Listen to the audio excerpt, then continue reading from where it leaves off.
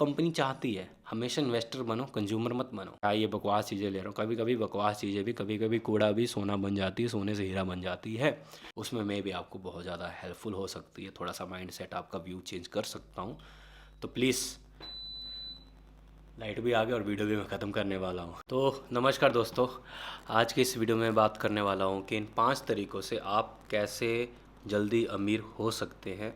ज़्यादा समय नहीं लगेगा इसमें, क्योंकि ये मेथड प्रूवन है।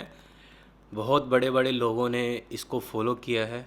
मैं भी बहुत टाइम से इसको फॉलो कर रहा हूँ और मुझे लगता है कि ये सीक्रेट्स आपके सामने अब रिवील करनी चाहिए, क्योंकि इसमें आपको पता चलेगा कि कैसे बड़े लोगों का या फिर जो वेल्थी लोग होते हैं उनका माइंडसेट काम करता है और वो कैसे अपने पैसों को बढ़ाते हैं। देखो, नॉर्मल लाइफ में होता क्या है कि हम क्या करते हैं, हमारी स्टेबल जॉब लग गई, हम अपने शौक़ पूरे करने लग जाते हैं। ठीक है, शौक़ ऐसे नहीं पूरा करते कि भाई पैसा आया तो हमने उसको इन्वेस्ट किया। पहले पैसे आने से पहले हम पैसा उड़ाने लग जाते हैं। वो कैसे?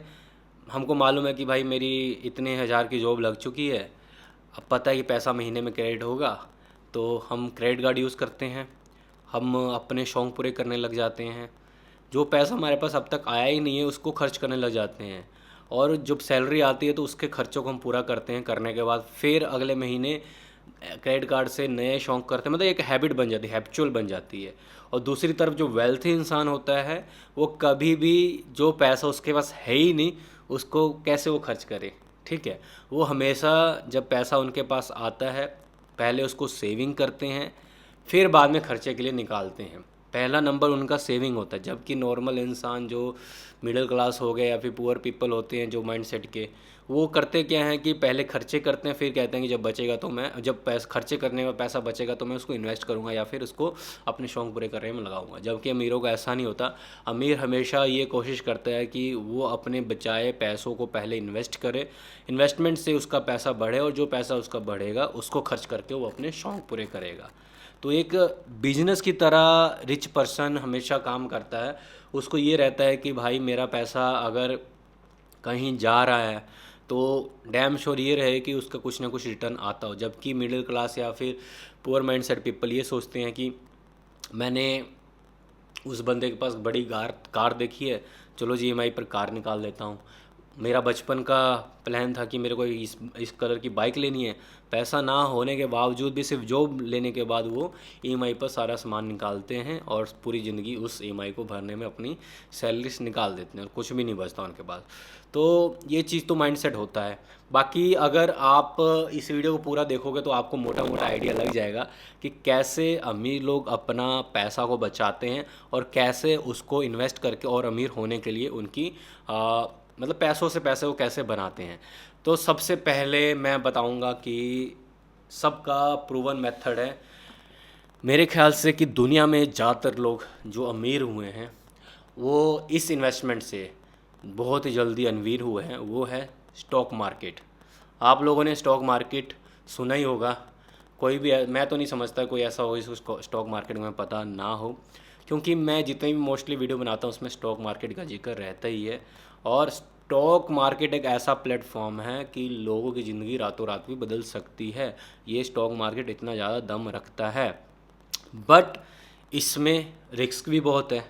इसमें आप ऐसा समझ सकते हो कि high risk plus high reward. जितना ज़्यादा आप रिस्क लो उठाओगे उतना ज़्यादा प्रॉफिट कर सकते हो। तो बट मैं आपको सेफ़ वे में बताऊंगा कि आप अगर स्टॉक्स में भी इन्वेस्ट करना चाहते हो तो कहाँ इन्वेस्ट करें, जिससे कि आप आने वाले 5-10 साल में बड़े आराम से बढ़िया पैसा बना सकते हो कम से कम रिस्क में। तो सबसे पहली बात, आप इंडेक्स फंड में इन्वेस्ट कर दीजिए।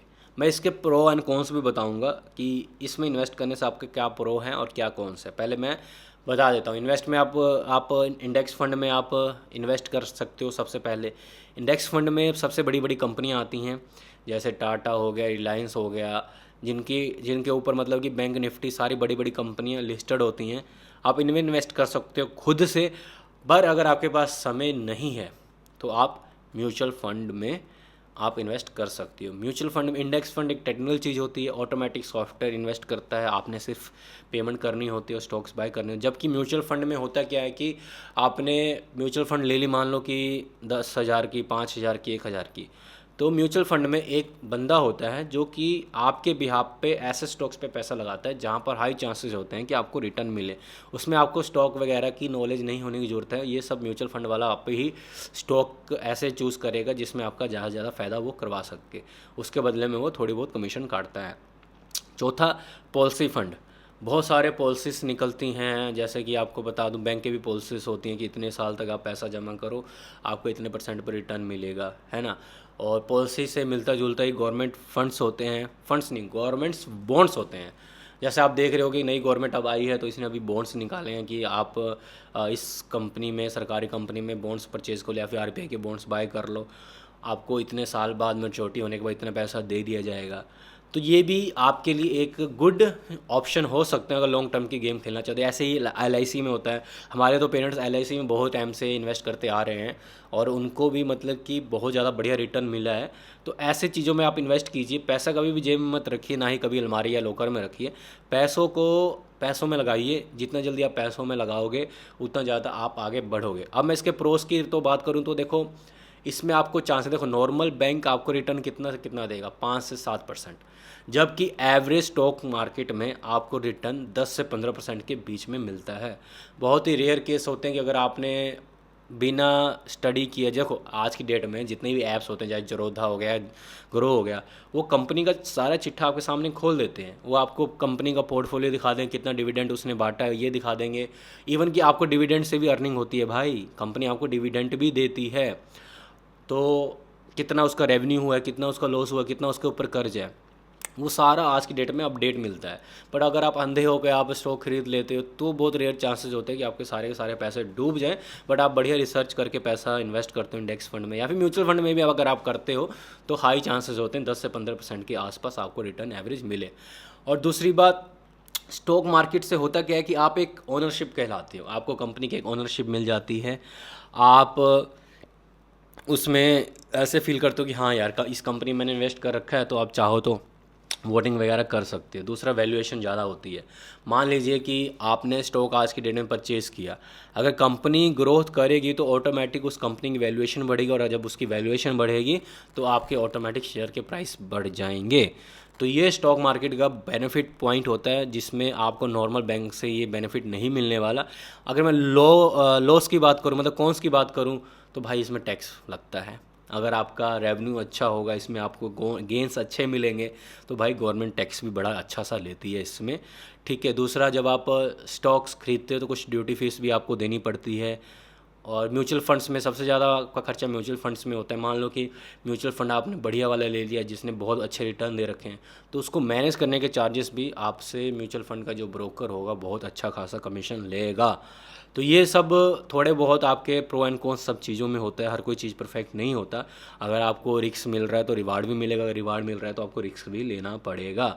तो मेरे को स्टॉक मार्केट पहले नंबर पे इसलिए रखता हूँ क्योंकि स्टॉक मार्केट में मैंने खुद एक्सपीरियंस किया है। मैंने खुद पिछले साल स्टॉक मार्केट्स में ही पैसा निकाल के अपने बहुत ही इमरजेंसी काम मैंने करवाए हैं।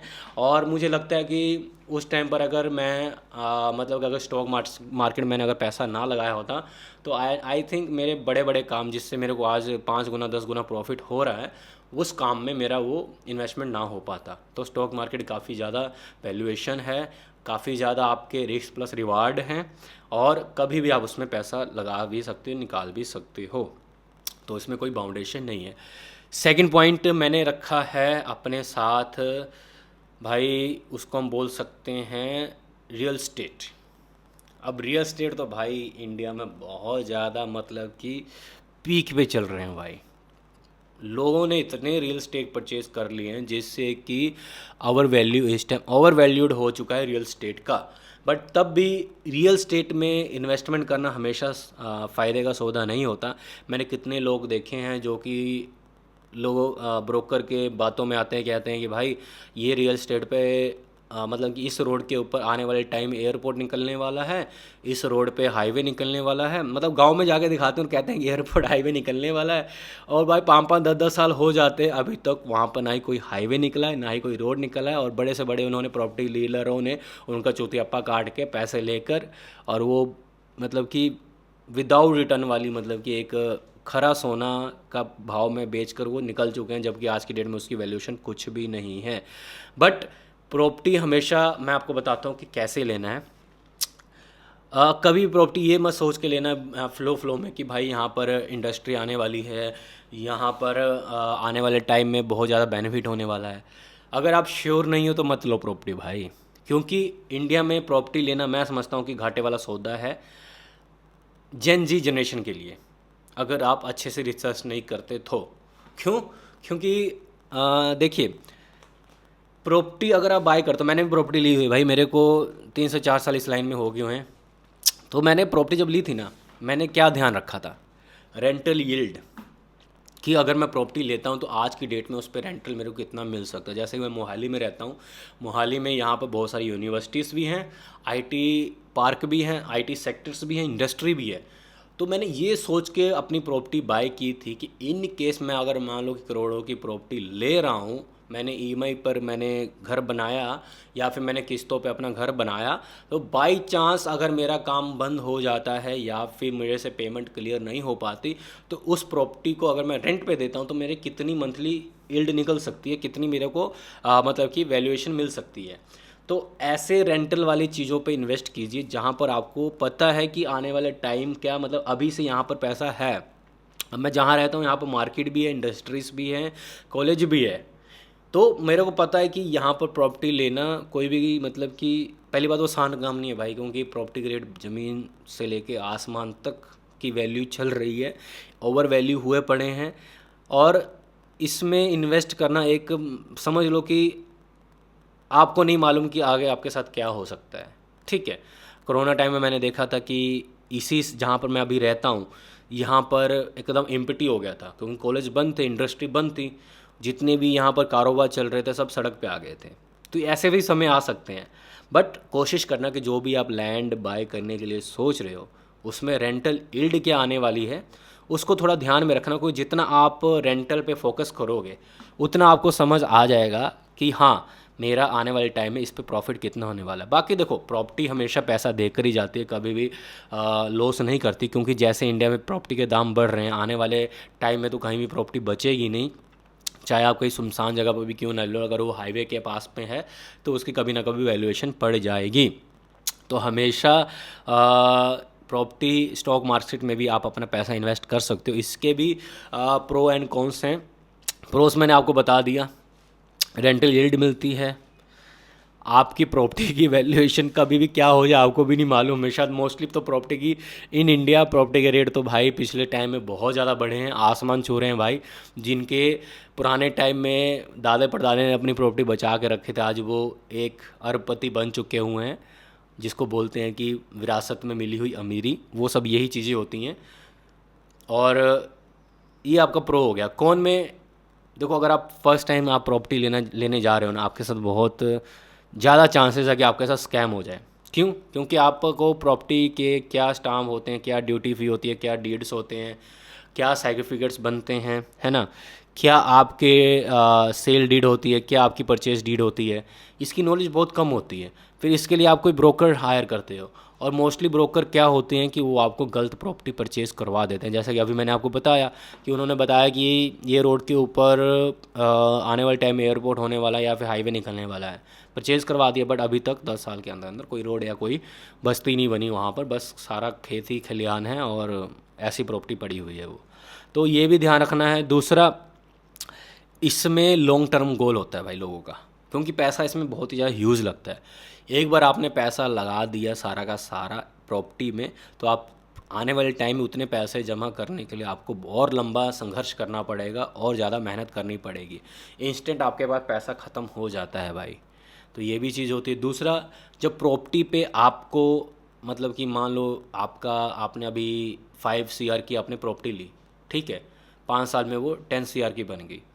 जितने अमाउंट पे आपकी सेल डीड हुई होगी, परचेज डीड हुई होगी, उतने ही अमाउंट के ऊपर जितना भी आपका प्रॉफिट होगा उस पर आपका टैक्स देना पड़ेगा। ये भी दूसरा बैक पॉइंट है, और टैक्स भी काफ़ी ज़्यादा होता है भाई। मेरे ख्याल से अभी आइडिया तो नहीं है, बट मेरे ख्याल से 20% के आसपास टैक्स है, रेवेन्यू टैक्स। तो इस पे भी आप ध्यान दे सकते हो कि ऐसा नहीं है कि आपने प्रॉपर्टी परचेज़ कर ली एक बिजनेस माइंडसेट से, बाद में उसकी वैल्यूएशन डबल ट्रिपल हो गई तो आप सोचोगे कि मैं सारा का सारा पैसा निकाल के ले जाऊँगा। नहीं भाई, सरकार को भी देना पड़ेगा। तो ये भी चीज़ है। और जो तीसरा पॉइंट था कि मैंने आपको बता दिया कि जो कि मैंने आज की डेट में मैं करता ही हूँ, मोस्टली लोग करते हैं, जो कि मेरे ख्याल सैलरी पर्सन नहीं समझ सकते। Third investment is invest in your business. वो कैसे? जैसे कोई भी आपका छोटा बिजनेस हो, इसमें सैलरी पर्सन का भी मैं बता दूंगा, जो जॉब करते हैं वो कैसे कर सकते हैं। जैसे कि आपका बिजनेस है छोटा मोटा, ठीक है, आपकी अच्छी कमाई हो रही है, तो भाई उसका जो कमाई का सोर्स है उसको आप री इन्वेस्ट कीजिए अपने बिजनेस में, ठीक है। जितने भी बड़े बड़े बिजनेस होते हैं वो री इन्वेस्ट करके ही बड़े होते हैं। एक ब्रांच होती है, 1 से 2 होती है, 2 से 10 होती है, 10 से 12 होती है, 12 से 16, 16 से इतने बढ़ते रहते हैं। जैसे KFC हो गया, मैकडोनल्ड्स हो गया, पहले तो स्टार्टिंग इन्होंने जीरो ही सी की थी ना, फिर बढ़ते बढ़ते री इन्वेस्ट करते करते करते करते उन्होंने अपना एम्पायर खड़ा कर लिया। तो हमेशा कभी भी पैसा गले से मत लेके जाओ, गले में ही रहने दो और उसको री इन्वेस्ट करो, ठीक है। क्योंकि री इन्वेस्ट करने से आपकी ग्रोथ होती है, पैसों की वैल्यूएशन बढ़ती है। वही बात हो जाती है कि पैसों से आप पैसा और बनाना स्टार्ट कर देते हो। और अब बात करता हूँ मैं जॉब्स वालों की। दोस्त, अगर आप जॉब कर रहे हो तो कोशिश करो कि आप जॉब के साथ साथ जो पैसा आपके पास बचता है या तो अपना खुद का पार्ट टाइम बिजनेस स्टार्ट कर दो, ठीक है। अगर नहीं कर सकते तो आप किसी स्टार्टअप में आप इन्वेस्ट कर सकते हो, आप दूसरे के बिजनेस में इन्वेस्ट कर सकते हो, ठीक है। बट इसमें भी प्रो एंड कॉन्स हैं। कौन सी है कि अगर आप किसी दूसरे के बिजनेस में इन्वेस्ट करते हो तो हाई % चांसेस होते हैं कि आपको प्रॉफिट ना ही हो या फिर बहुत लंबे समय बाद आपको कुछ मिले, ठीक है। अब जैसे मोस्टली इंडिया में कहा जाता है कि जो स्टार्टअप खुलते हैं वो पहले 3 से 5 साल के अंदर अंदर फ्लॉप हो जाते हैं। तो इसमें रिस्क तो है भाई। बट अगर मान लो कि वो अनलिस्टेड कंपनी है, स्टार्टअप है, और 5 साल में बहुत अच्छा करती है, पहले साल में आपने कुछ हज़ार इन्वेस्ट किए थे और 5 साल बाद वो लिस्टेड होने जा रही है, तो भाई आपको वो नहीं पता कि जब वो शेयर मार्केट में कंपनी या फिर स्टार्टअप लिस्ट हो जाएगी तो भाई आप माला माल हो जाओगे। करोड़ों के, हज़ार का इन्वेस्ट किया हुआ करोड़ों में चले जाते हैं भाई, आपको नहीं पता। बट हमारे स्टार्टिंग में जिसने भी, मतलब हमारे टाइम में तो हम तो भाई लो मिडिल क्लास फैमिली से आते हैं। बट मेरे को इतना पता है, मेरे पापा बताते हैं कि जो उस टाइम पे, मेरे दादा के टाइम पे जो अमीर लोग थे, उन्होंने जो ऑफलाइन मार्केट से, क्योंकि उस टाइम पे ऑनलाइन शेयर मार्केट थी नहीं, बट जिसने कंपनी के बॉन्ड्स खरीदे थे या फिर ये सब जो कंपनी निकालती थी अपना इन्वेस्ट करने के लिए, भाई आप मानोगे नहीं, उस टाइम पे उन्होंने कुछ पैसों से ख़रीदा था। और जब वो मेजोरिटी, जब आज की डेट में वो बॉन्ड्स उन्होंने मतलब कि सेल किए, लाखों करोड़ों में उनके बॉन्ड्स सेल हुए हैं भाई। अब आप ही लगाओ, जिसके आज की डेट में MF टायर के लाख के पास मेरे ख्याल से शेयर का प्राइस है। अगर उस टाइम पर MRF के शेयर जो थे मेरे ख्याल से कुछ 100 रुपये के थे इन्वेस्टमेंट के लिए, मतलब 90s की बात कर रहा हूँ मैं। उस टाइम पर अगर किसी ने 10 रुपये के शेयर MRF के 1000 खरीदे होंगे तो सीधा ही उसके वैल्यूएशन के हिसाब से 1 करोड़ बन गया भाई, मेरे ख्याल से 1 करोड़ के आसपास ही बन गया। तो भाई आप ही लगाओ, कहाँ उसने 1000 रुपये लगाए थे, कहाँ उसका आज की डेट में 1 करोड़ की वैल्यूएशन हो चुकी है। तो भाई इसका रिस्क एंड रिवॉर्ड होता ही है, सेम स्टार्टअप का है, सेम कंपनी का है, सेम अदर बिजनेस का है। अगर बिजनेस ग्रो करेगा तो आपका ही फ़ायदा होगा, बट अगर बिजनेस फ्लॉप हो जाता है तो आप भूल जाओ पैसा कहाँ गया आपका, पैसा मिलेगा नहीं आपको, क्योंकि कंपनी बंद हो चुकी है या बैंक करप्ट हो गई या फिर भाग गई। रिस्क होते हैं भाई। तो फोर्थ पॉइंट यही था कि invest in business, your business. अगर बिजनेस नहीं है तो स्टार्टअप में इन्वेस्ट कर दो। फिफ्थ पॉइंट जो कि मैं आपको बताऊंगा, अगर अपना आपका 100% आप अगर पहले 4 में, जैसे आपके पास 100% आपके पास इन्वेस्ट करने को पैसा है तो 80% पहले 4 में इन्वेस्ट कर सकते हो आप। रेस्ट ऑफ द 20% आप मेरे फिफ्थ पॉइंट वाले इन्वेस्टमेंट में कर सकते हो, जैसे कि क्रिप्टो, गोल्ड, ये आपकी आर्ट हो गया, एंटिक पीस हो गया, ये लटरम पटरम चीज़ों में आप इन्वेस्ट कर सकते हो। क्यों? क्योंकि आपको पता ही है कि जो क्रिप्टो है, वैसे तो आप डायरेक्ट इंडिया में लीगली आप क्रिप्टो में इन्वेस्ट नहीं कर सकते, पर बहुत सारे थर्ड पार्टी ऐप्स हैं जहां पर आप क्रिप्टो में इन्वेस्ट कर सकते हो, ठीक है। वो कैसे? क्योंकि जब आप क्रिप्टो में इन्वेस्ट करोगे, आपको ही पता है बिटकॉइन का क्या गेम हुआ था। जिन्होंने 2010 के आसपास बिटकॉइन की वैल्यूएशन नहीं करी थी, आज की डेट में अब उसकी वैल्यूएशन देख लो, सेम गोल्ड का है। आज तक मैंने ये नहीं सुना कि गोल्ड के प्राइस एकदम से नीचे हो गए। इवन कि सबसे ज़्यादा बढ़िया इन्वेस्टमेंट गोल्ड को लोग मानते हैं, तभी आज की डेट में खरा सोना हमेशा अपनी वैल्यू रखता है, ठीक है, बट इंडिया में भी एक लिमिट है कि आप इतने से ज़्यादा गोल्ड नहीं रख सकते, इसलिए मैंने कहा कि 20% रेस्ट ऑफ दी आप इस सब चीज़ों में इन्वेस्ट कर सकते हो। ठीक है, अब ये NFT आ गया था, आर्ट्स आ गए थे, अंटिक पीस आ गया था। मैं आपको बताऊँ, एक मेरे दोस्त के पास ना पुराने टाइम की बुलेट थी, उसके दादा के टाइम की। जब वो आंटिक पीस बचती है ना, या फिर कोई आर्ट हो या फिर कुछ भी हो, भाई आज की डेट में उसको ख़रीदने के लिए लोग बैठे हुए हैं, क्योंकि अमीरों के पास इतना पैसा है कि वो चाहते हैं कि वो ऐसी चीज़ों को एक्सपीरियंस करे जिससे उनको बहुत सारा मतलब कि प्रॉफिट हो, या फिर उस चीज़ की एक गैलरी में लगाएं और उनकी बाद में वैल्यूएशन करते रहें। आपको पता आर्ट्स इतने महंगे क्यों बिक जाते हैं? क्योंकि जब एक बार उसकी चीज़ की वैल्यूएशन लग जाती है तो उसकी वैल्यू कभी गिरती ही नहीं है। उससे और अमीर मतलब कि अमीर जो लोग होते हैं उसको बाय करने के लिए बैठे हुए हैं। बस वो एक टाइम की इन्वेस्टमेंट हो जाती है, दूसरा उसमें टैक्स से भी बचाव हो जाता है। तो ये भी चीज़ है। दूसरा एक लास्ट था फॉरेन करेंसी। अब मैं आपको फॉरेन करेंसी में भी आपको बताता हूँ क्यों इन्वेस्ट करना चाहिए। जैसे डॉलर्स हो गए, पौंड्स हो गए, ये कुछ अमाउंट अपने पास रख सकते हो। ये भी काफ़ी ज़्यादा अच्छा इन्वेस्टमेंट माना जाता है। वो कैसे? लाइक मैं पिछले साल में अपना घर बनवा रहा था और मटेरियल बीच में कम पड़ गया था। क्यों? क्योंकि उस टाइम मेरे पास in the at a moment मेरा कैश नहीं था, ना ही पैसा था, और पेमेंट आने के लिए थोड़ा समय लग सकता था, मान लो 1 हफ्ता। ठीक है, बट उस टाइम मेरे पास थे $20, 20 नहीं सॉरी $200 थे, 100 के $2 थे, और मेरे को ठेकेदार को पेमेंट करनी थी। भाई आप मानोगे नहीं, मेरे को ऐसे डर लग रहा था कि भाई अगर मैं आज किसको पेमेंट नहीं दिया, क्योंकि कमिटमेंट होती है हमारे इस काम में, कमिटमेंट होती है, और अगर उसको पेमेंट नहीं दिया तो वो माल आगे से उठाएगा नहीं और मेरा काम रुक जाएगा। फिर मैंने क्या किया कि उस करेंसी को निकाला, पास में एक्सचेंज था, उसको एक्सचेंज के पास लेके गया, उसको तुड़वा के मेरे ख्याल से अराउंड 16,000 समथिंग मेरे को पैसे मिले थे। और मैंने सीधा जाके उस ठेकेदार को 20,000 देना था, मैंने 16,000 दे दिया उसको। मैंने कहा बाकी आप काम चलाते रहो। तो मूवमेंट पे मेरा वो कितना ज़्यादा बेनिफिट किया। और उस टाइम वो मेरे पास करेंसी कब की पड़ी हुई थी, मैंने एक लास्ट ट्रिप मैंने किया था 2021 में। उस टाइम पे मैंने ये करेंसी ली थी, और उस टाइम से 3 साल तक रखी थी। आई थिंक उस टाइम पे मैंने 70-73 रुपये के आसपास ली थी। तो उसकी वैल्यूएशन बढ़ी और मेरा मौके पर काम आ गया। और सेम थिंग ये देखो, मेरे फ़ोन में भी आप देख सकते हो करेंसी। तो ऐसे ऐसे करेंसी मैं नॉर्मल इकट्ठे करता रहता हूँ। अभी तक मेरे पास करेंसी की भरमार है। और मतलब कि करेंसीज मैं शौक है, मैं एंटिक पीस भी रखता हूँ। मेरे को पुराने कॉइन्स भी पड़े हुए हैं, पुराने नोट्स भी पड़े हुए हैं, और ये सब चीज़ें मतलब कभी भी काम आ सकती हैं। तो आप कभी अंडर एस्टिमेट मत करना कि भाई मैं ये इन्वेस्टमेंट कर रहा हूँ, क्या फ़ायदा, क्या ये बकवास चीज़ें ले रहा हूँ। कभी कभी बकवास चीज़ें भी, कभी कभी कूड़ा भी सोना बन जाती है, सोने से हीरा बन जाती है। तो ये मेरे ख्याल से 5 इन्वेस्टमेंट मैं मानता हूँ कि अगर आप करते हो तो आई थिंक कि आप जल्दी अमीर हो सकते हो, बहुत बढ़िया पैसा कमा सकते हो। और दूसरी बात, हाँ, डेब्ट, कभी भी डेब्ट के पीछे मत भागो। क्यों? क्योंकि ये क्रेडिट कार्ड वगैरह या फिर क्रेडिट पे सब सामान, ये तो कंपनी चाहती है। हमेशा इन्वेस्टर बनो, कंज्यूमर मत बनो। एक बार आप कंज्यूमर बन जाएंगे तो आपकी वो इतनी गंदी आदत लग जाएगी कि आप कभी इन्वेस्ट कर ही नहीं पाओगे।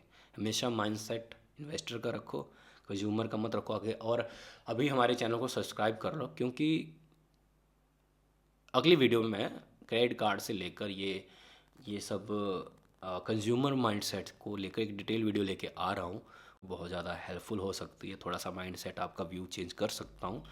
तो प्लीज़, लाइट भी आ गई और वीडियो भी मैं ख़त्म करने वाला हूँ। चलिए ठीक है दोस्तों, ये छोटी सी वीडियो थी, छोटी क्या भाई, 25 मिनट होने वाले हैं। Thank you for watch this video whole.